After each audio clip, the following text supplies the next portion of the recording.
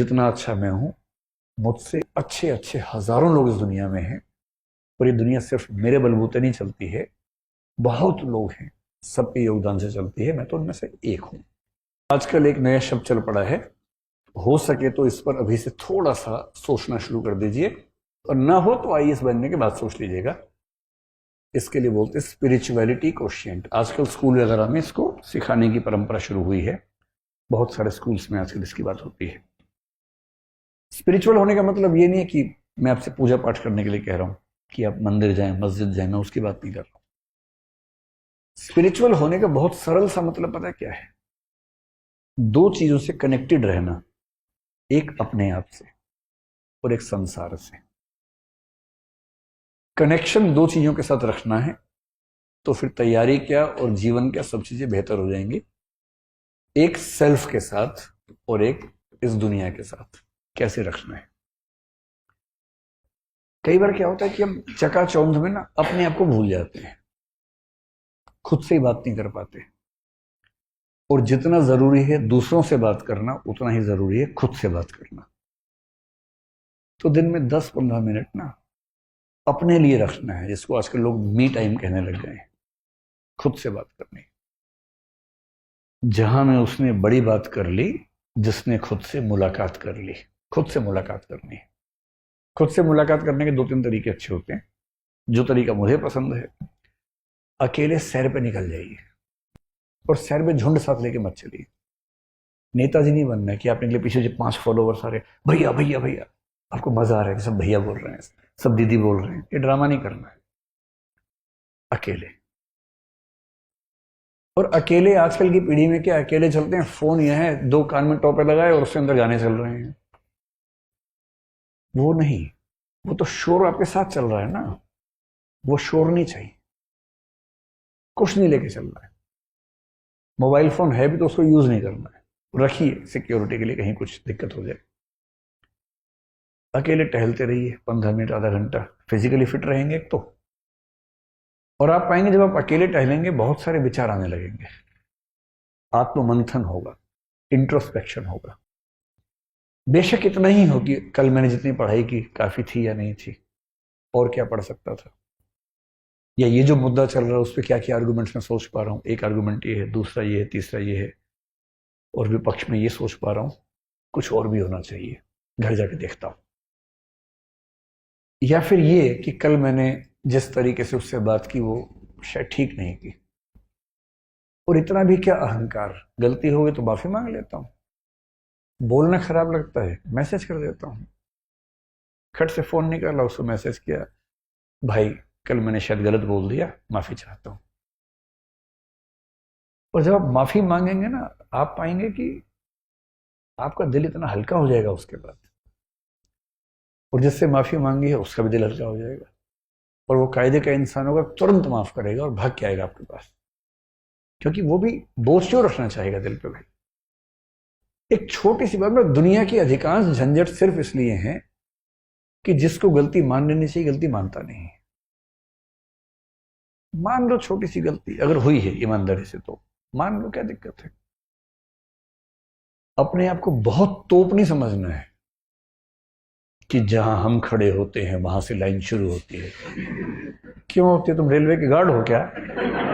तुम मतलब पुलिस वाले हो जो लाइन शुरू होती है वहां से? क्यों शुरू होगी भाई? तुम, हम लाइन के बीच में खड़े हैं, हमसे आगे भी हैं, हमसे पीछे भी हैं, हम बीच में हैं। और सच बात तो ये कि हम सब बीच में ही हैं। आप कितने भी सफल हो जाएं, इस दुनिया में कुछ लोग आपसे आगे ही रहेंगे, कितना भी जोर लगा लीजिए।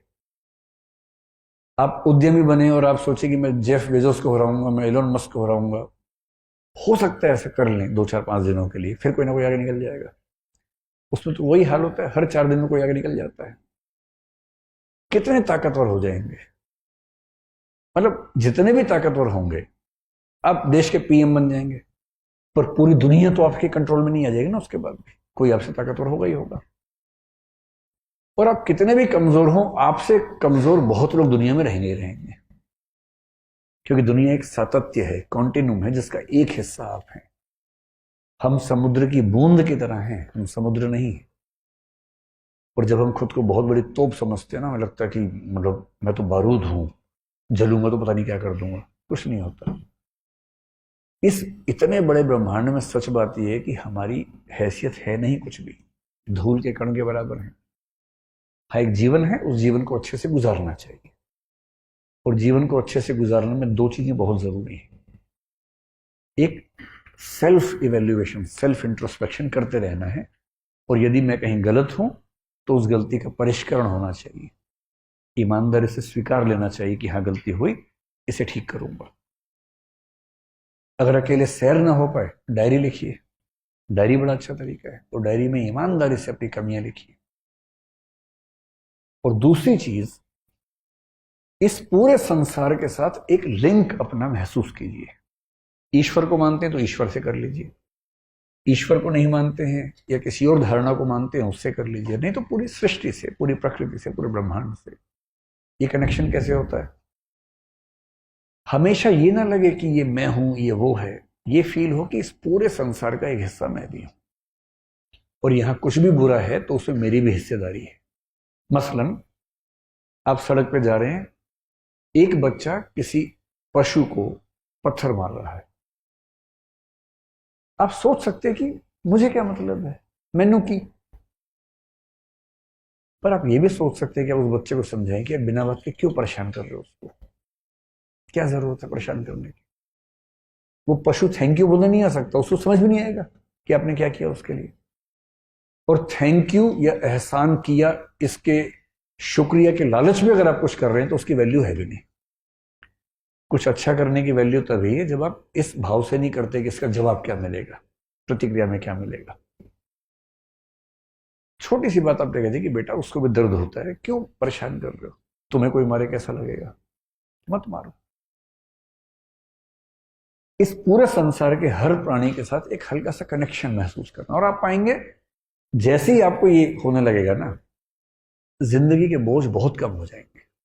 और आप पाएंगे कि भाई एक संसार है, मैं उसमें हूं, मैं अपनी भूमिका निभा रहा हूं, ईमानदारी से निभाऊंगा, सफल होने की हर पुरजोर कोशिश करूंगा। लेकिन ये ब्रह्मांड सिर्फ मैं नहीं हूं, लाखों करोड़ों लोग हैं, सबकी अपनी कहानी है, अपनी जिंदगियां हैं। और जब इस माइंडसेट से जिएंगे तो सफलताएं आपको जमीन से उठा नहीं देंगी, विफलताएं आपके जमीन, नीचे की जमीन को खींच नहीं लेंगे। पैर टिके रहेंगे जमीन पर, सफलता में भी और विफलता में पैर उखड़ेंगे नहीं।